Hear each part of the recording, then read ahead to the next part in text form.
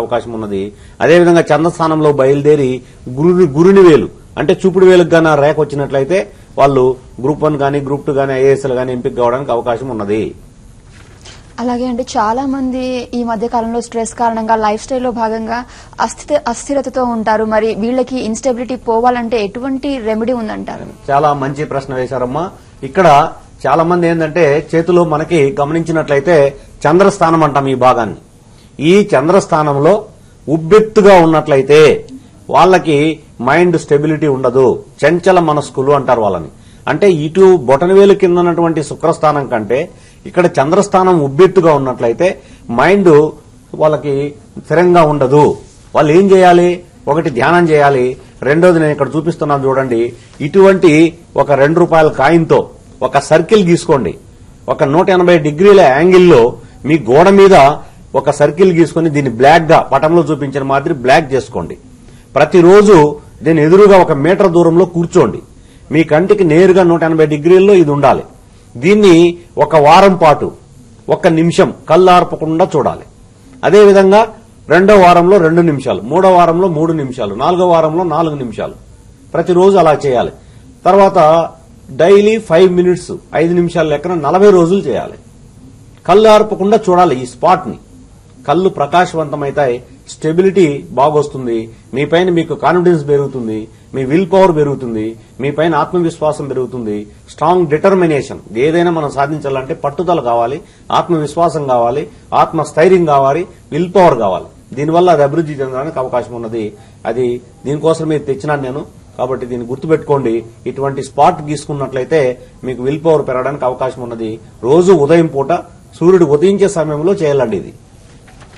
Okay, హస్తరేఖలపై మరిన్ని విశేషాలు చూసే ముందు హస్తం అద్భుత ఆరోగ్య రహస్యం కార్యక్రమంలో చిన్న విరామం.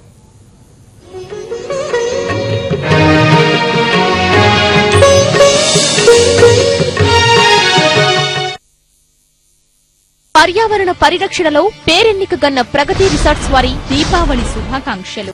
విద్యా super speciality dental and orthodontic hospital, Aarogyasri network hospital, cashless treatment for state government employees and pensioners, crowns and bridges, dental implants, orthodontic treatment, laser treatment, child dentist, Chandanagar, Asipuram. Phone numbers 23033311 9440951412. పర్యావరణ పరిరక్షణలో పేరెన్నికగన్న ప్రగతి రిసార్ట్స్ వారి దీపావళి శుభాకాంక్షలు. చాలా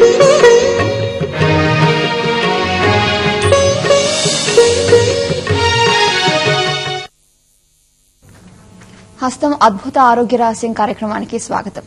అలాగే సార్, హస్తంలోని ముద్రల గురించి చెప్తారా? ఈ హస్తంలో ముద్రలు అంటే ఇక్కడ ఏంటంటే సైన్స్, SIGNS అంటాం, గుర్తులు అంటాం. వివిధ రకాలైనటువంటి గుర్తులు హస్తంలో ఉంటాయండి. ఉదాహరణకు శంఖం గుర్తు, గొడుగు గుర్తు, తర్వాత కుండ, తర్వాత త్రిశూలపు గుర్తు, తర్వాత స్టార్ గుర్తు, పద్మము, జెండా, ఇలాంటి రకరకాలుగా దాదాపు ఒక అతను రాస్తాడు, ప్రసిద్ధి చెందినటువంటి ఒక పామిస్టు 1,25,000 గుర్తులు హస్తంలో ఉన్నాయంటాడు.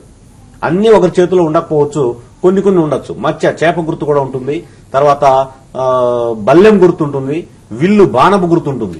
కాబట్టి ఇక్కడ ఏంటంటే ఈ శని స్థానంలో గాన మనకి ప్రధానంగా చూడండి, ఈ శని స్థానం అంటే ఇది. ఈ శని స్థానంలో ఉన్నటువంటి గుర్తులు మనకి ఇక్కడ క్రాస్ గుర్తుంటే శని స్థానంలో అంత మంచిది కాదండి, యాక్సిడెంట్ జరిగే అవకాశం ఉన్నది.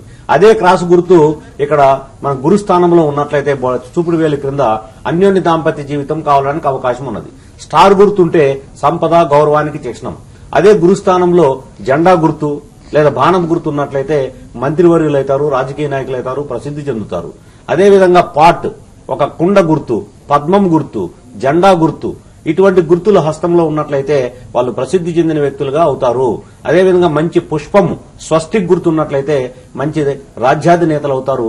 వాళ్ళకి కింగ్లీ లైఫ్ అనేది వస్తుంది, తర్వాత లగ్జరీ లైఫ్ లీడ్ చేస్తారు. గొడుగు గుర్తు చేతిలో ఉంటే కూడా మధ్యవర్యులు అవుతారు.